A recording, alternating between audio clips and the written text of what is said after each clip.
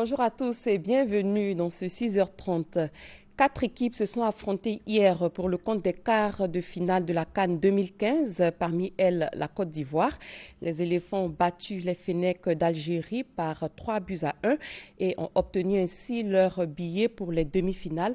Voici pour vous le résumé des rencontres d'hier par Aude Alébé. Allez bien danser, danser,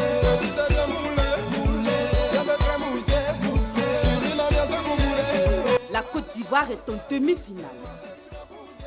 Les éléphants ont rassuré les Ivoiriens dans ce Côte d'Ivoire-Algérie. Doublé de Bonny Wilfried au 26 et 68e minute. Ouverture du score. Et ce ballon. Même si les Fennecs trouvent le chemin de l'égalisation à la 51e minute grâce à Soudani, les éléphants d'Hervé Renard, conscients de la confiance que tous les Ivoiriens leur portent, déjouent les pronostics. Gervinho tue le match à la 94e minute. Et c'est terminé.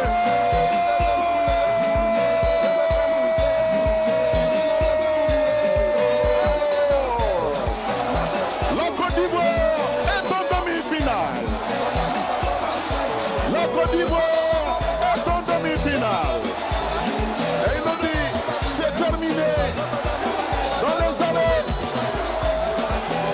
il y a voici Gervais. Côte d'Ivoire 3, Algérie 1. Les Ivoiriens affrontent la RDC en demi-finale le 5 février prochain à Malabo. Félicitations donc aux éléphants qui viennent ainsi de boucler le carré d'as des demi-finales. Ce sera Ghana, Guinée équatoriale, RDC, Côte d'Ivoire. Et ces rencontres auront lieu le mercredi et le jeudi prochain à Malabo et à Bata en Guinée équatoriale. Du 20 au 22 janvier dernier, le président de la République, Alassane Ouattara, a effectué une visite officielle au Maroc, visite au cours de laquelle plusieurs accords bilatéraux ont été signés dans le cadre du renforcement des relations entre les deux pays. Parmi ces accords figure celui portant sur le projet d'assainissement de la baie de Cocody, un projet dont la réalisation va permettre de régler à tout jamais le problème de pollution de la lagune ébriée, selon le chef de l'État, Jérôme Kofi Abolin. Comme tous les grands chantiers de développement de la Côte d'Ivoire, le président de la République, Alassane Ouattara, l'a voulu et il est en phase d'exécution le projet de sauvegarde et de valorisation de la baie de Cocody. Cela grâce à un partenariat avec le Maroc. Au cours de la récente visite officielle du président de la République au Royaume du Maroc, le projet a été l'objet de signature d'un mémorandum d'entente. C'est dire combien il tient à cœur au chef de l'État qui ne lésine pas sur les moyens pour tout ce qui concerne l'épanouissement des Ivoiriens. Ce projet pour lequel nous avons déjà obtenu le financement va transformer la ville d'Abidjan et réglera définitivement le problème de la pollution de la lagune ébriée. Projet donc novateur parmi tant d'autres, sa réalisation au dire du chef de l'État va permettre à Abidjan de retrouver un éclat particulier, pour ne pas dire sa marque de perle des lagunes. En un mot, toute démarche en vue du rayonnement de la capitale économique ivoirienne à l'image des grandes métropoles. Pour le président de la République, Alassane Ouattara, c'est bien clair, la lagune ébriée complètement dépolluée avec la réalisation de ce projet d'assainissement de la baie de Cocody, cela va constituer à n'en point douter pour la Côte d'Ivoire une autre merveille au monde, à l'instar du 3e pont d'Abidjan, le pont Henri Konan Bédié en l'occurrence. Les douanes ivoiriennes ont désormais une mission, celle d'obtenir une recette de plus de 1392 milliards de francs CFA pour le financement de l'État. Quelles sont les voies et moyens pour y parvenir? La Direction générale des douanes a initié un séminaire bilan pour élaborer un plan d'action. Francis Boifou. Les recettes réalisées par la Direction générale des douanes en 2014 ont augmenté de 130,47 milliards de francs CFA par rapport à celle de 2013. Sur un objectif de 1278,76 milliards de francs CFA, les douanes ivoiriennes ont recouvré 1260,02 milliards de nos francs, soit un taux de réalisation de 98,5%. Lors du séminaire bilan 2014, les responsables du ministère en charge du budget ont invité les agents des douanes à redoubler d'efforts avant de les féliciter. Au titre du budget 2015 adopté à 5 014,3 milliards, l'administration des douanes est appelée à collecter un montant de 1 392,5 milliards, soit une progression de 10,5% par rapport aux réalisations 2014. Les attentes sont nombreuses cette année et le directeur général des douanes en est conscient.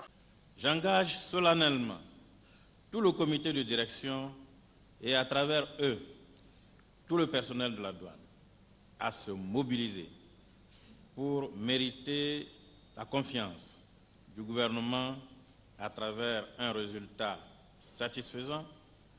Pour y arriver, le séminaire bilan organisé durant 2 jours à Abidjan recommande l'organisation des services des douanes en vue de l'accueil des 2000 nouvelles recrues, la couverture du territoire national, la mise en place d'un comité chargé de réfléchir sur les implications juridiques du guichet unique du commerce extérieur sur les procédures douanières. Les organisations de la société civile disent non à la marche contre les enlèvements d'enfants, un phénomène qui a créé la psychose ici en Côte d'Ivoire en l'espace de quelques semaines.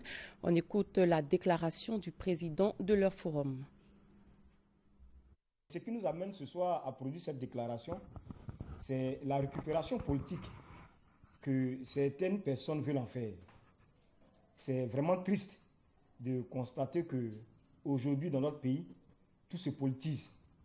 Alors, nous demandons aux Ivoiriens, nous demandons aux Ivoiriennes, nous demandons surtout à la jeunesse de rester loin de ces manipulations politiques.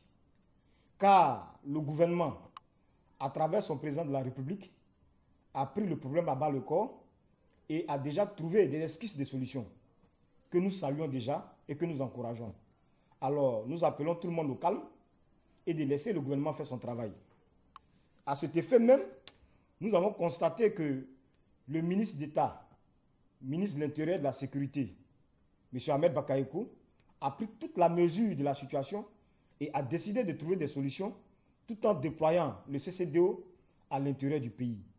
Alors, nous demandons à ceux qui, par des pratiques obscures, veulent déstabiliser ce pays, de ne pas utiliser les souffrances des Ivoiriens, de ne pas utiliser les pleurs des Ivoiriens, de ne pas utiliser le sang versé des Ivoiriens pour atteindre leurs objectifs.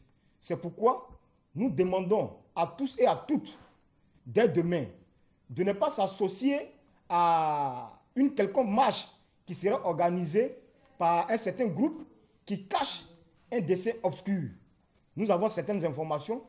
Nous disons que cette marche-là, elle est insurrectionnelle. Donc nous demandons à tous les Ivoiriens de rester loin de cette marche. Et les organisations syndicales du milieu scolaire et universitaire ont pour leur part suspendu leur grève. Elles l'ont fait savoir par la voix de leur porte-parole que je vous invite à écouter. Vu que les négociations ont été engagées entre les autorités et les différentes organisations d'étudiants,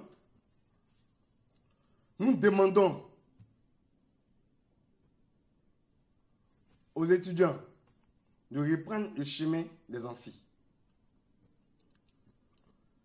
Nous donnons chance alors au dialogue en vue de trouver des solutions pacifiques aux problèmes des étudiants que nous avons cités dans la plateforme de revendications. Sur ce, nous demandons aux camarades de toutes les organisations d'observer une suspension provisoire pour un dénouement heureux à cette crise. Aussi, nous saluons les mesures sécuritaires prises par le gouvernement en vue de sécuriser les établissements scolaires face au phénomène d'enlèvement d'enfants. Nous demandons alors, dès demain, à tous les élèves et étudiants de regagner les salles de classe et les différents amphis. Après l'année écoulée, c'est l'heure du bilan dans le secteur agricole en Côte d'Ivoire. À l'occasion de la cérémonie de présentation des vœux du Nouvel An, le ministre de l'Agriculture, Mamadou Sangafoua Coulibaly, a fait le point des activités menées en 2015 au sein de son ministère. Il met le cap sur une croissance de 9% en 2015. Noël Nyanyou. L'administration agricole dans toute sa diversité, avec à sa tête Sangafoua Coulibaly, ministre de l'Agriculture, les partenaires techniques et financiers, les producteurs, ont sacrifié à la tradition de l'arrêt annuel après une année de travail pour souffler, mettre un nom sur chaque visage de collaborateurs, de partenaires, de personnes qui comptent, renforcer ainsi les liens entre tous les acteurs de la machine agricole de Côte d'Ivoire, passer à la loupe toutes les actions 2014, tirer les leçons, échanger, organiser l'avenir. Pour cet avenir-là, Sangafoua Coulibaly s'est dépêché de prévenir. L'année 2015 sera une année très courte. Oui, parce que d'abord, c'est une année électorale. Ensuite, c'est l'année au cours de laquelle nous devons produire vite des résultats. Pour ces résultats, le ministre souhaite qu'ils aient un impact direct sur la population, à l'image des performances multidimensionnelles de 2014. Les revenus cumulés, captés directement par les producteurs, il s'agit de 5 000 milliards de francs CFA pour la campagne 13-14, contre à peu près 4 000 milliards pour la campagne écoulée, soit une amélioration de près de 25% des revenus des producteurs. Oui, l'action du monde agricole a permis de créer jusqu'ici 633 562 000 emplois directs, répertoriés. Il faut faire plus pour 2015 et vite. Dans cette optique, des actions stratégiques seront entreprises. Il s'agit entre autres. Nous allons accélérer la mise en œuvre de la loi sur le foncier. En ce qui concerne la loi d'orientation agricole, je me réjouis que cette année nous puissions la présenter à l'Assemblée nationale pour son adoption. Et 2015 sera l'année de la revue des services agricoles. Tout cela pour une finalité, porter la croissance dans le secteur agricole à plus de 9% en 2015. Les ferrailleurs de Côte d'Ivoire s'organisent. La Fédération nationale des artisans ferrailleurs est désormais représentée au plan régional dans les villes de San Pedro, ici à Daloa et Touba. Une façon pour la fêtière de rechercher des sites définitifs d'exploitation pour tous les ferrailleurs de ces zones. Chantal Eouman à Kandan. La Fédération nationale des artisans ferrailleurs de métaux ferreux et non ferreux de Côte d'Ivoire, FENA-FERCI, a été portée sur les fonds baptismaux il y a 3 ans à la Bourse du Travail de Trècheville. Cette structure s'est assignée plusieurs missions qui sont la sécurisation du transport de la ferraille vers les parcs et usines du pays, la négociation avec les décideurs pour un prix rémunérateur au regard des coûts mondiaux et la sortie de l'activité de l'informel pour son positionnement au rang des fêtières émergentes à l'horizon 2020. Commencée en novembre dernier, l'implantation des sections régionales de la FENRCI continue. 4 présidents de sections ont donc été installés, notamment dans les villes de San Pedro, Issia, Daloa et Touba. Les présidents investissent dans leur discours, leur souhait est d'avoir un site à eux où les ferrailleurs peuvent vaquer à leur occupation.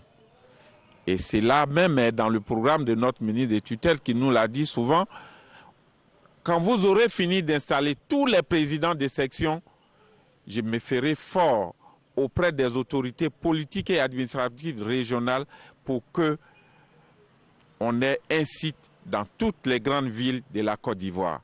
Prochaine étape de la FENA-FERCI, les régions de l'Est et du Sud. La Fédération nationale des artisans ferrailleurs de Côte d'Ivoire veut ainsi doter de sites définitifs aux ferrailleurs de ces zones.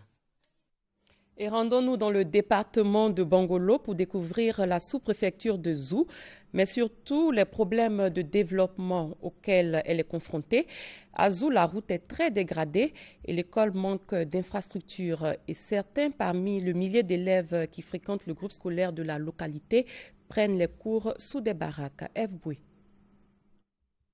De profondes crevasses gorgées d'eau sur la route menant à Zou, sous-préfecture du département de Bangolo. Un casse-tête, disons, un crève-roue pour automobilistes, même des plus prudents. Et pourtant, nous ne sommes pas en saison pluvieuse. Nous n'avons pas vraiment de route reprofilée. La voie principale qui mène Zou à Bangolo est dans un état de dégradation très avancé et il faudrait bien que cette route-là soit reprofilée. Aller à Zou, en partant de l'As Bangolo-Diokwe, 71 km de calvaire qui imposent d'importants détours. C'est vraiment difficile, extrêmement difficile. Vous avez parcouru environ 71 km pour joindre Zou, mais on est obligé d'aller à Man, passer par Sanguiné et passer par Podia-Guiné et vraiment dans les broussailles avant d'arriver ici. Pas de route. Difficile de penser le développement. À Zou, le groupe scolaire local compte 8 classes pour environ 1000 élèves. Pour résorber le trop-plein, nous sommes obligés de construire des classes de fortune, n'est-ce pas, faites de matériaux locaux, notamment les bambous et les pailles, pour mettre nos enfants dans les conditions de bord pour leur permettre de prendre des cours. Dans ces conditions, difficile d'obtenir de bons résultats. La petite Anne, élève en classe de CE2, est consciente de la réalité. Classe qui va à l'école dedans là, c'est pas joli. Quand il pleut là, l'eau tombe sur nous. Chers parents, construire classe pour nous. La cause semble entendue en partie. La mutuelle pour le développement de Zou a battu le rappel des troupes. Mais j'ai lancé un appel à tous les fils du Zeraban, à tous les fils de Bangolo, à tous les fils du Guémon. Pensez un peu à vos parents qui sont au village. J'ai vu l'état de l'école. Je suis venu soutenir mes jeunes frères ici présents. Des dons et une ferme volonté de contribuer au développement de cette localité de 25 000 âmes, grenier du Guémon en matière de production cacaoyère. Unique condition cependant que les fils de cette région de l'ouest de la Côte d'Ivoire, dévastée par 10 années de crise, parlent le langage de l'unité. Comme chaque année, les fidèles de l'église d'Eima se sont retrouvés pour leur pèlerinage à Gagoué dans la région de Lakota. Ils ont prié pour le renforcement de leur foi, mais aussi pour la paix en Côte d'Ivoire. Le directeur général des cultes présent à cette rencontre a prôné la réconciliation entre les guides religieux d'Eima en proie à des dissensions, nous dit Serge Koléa. Le pèlerinage de l'église d'Eima à Gagoué dans le département de Lakota a duré 4 jours. Il a permis aux pèlerins de vivre d'intenses moments de foi.